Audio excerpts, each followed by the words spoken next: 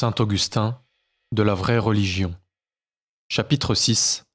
Elle fait servir à son développement ceux mêmes qui sont égarés et ceux qui se trouveraient injustement bannis de son sein.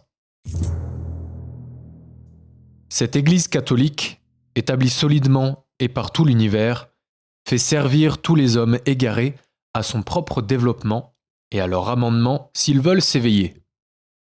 Ainsi, le paganisme est le théâtre de son action.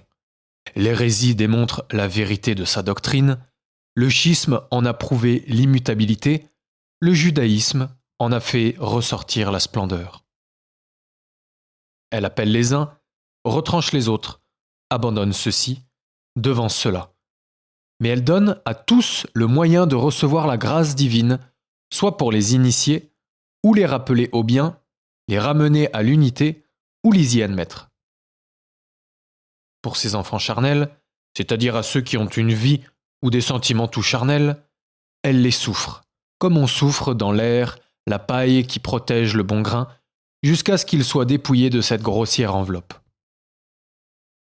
Mais comme chacun, sur cette ère du Seigneur, et d'après son choix, paille ou bon grain, l'Église tolère le péché jusqu'à ce qu'il soit publiquement dénoncé, ou l'erreur jusqu'à ce que le coupable la soutienne avec obstination. Quand ils sont bannis, les larmes de la pénitence les ramènent, ou bien, s'ils se laissent emporter au souffle trompeur d'une indépendance coupable, ils tombent dans l'infamie et réveillent notre vigilance. S'ils se séparent, leur schisme exerce notre patience. Enfin, s'ils forment de nouvelles hérésies, ils nous fournissent l'occasion de mieux comprendre la vérité. Voilà ce que produisent les chrétiens, esclaves de la chair, qui n'ont pu être convertis ni tolérés. Souvent, aussi la divine providence permet que, victimes des agitations séditieuses, excités par les hommes sensuels, des justes mêmes soient exclus de l'assemblée des chrétiens.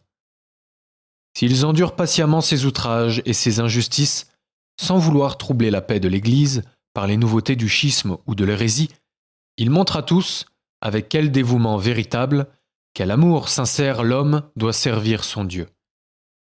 Ces chrétiens dévoués ont dessein de rentrer au port, quand le calme aura succédé à la tempête.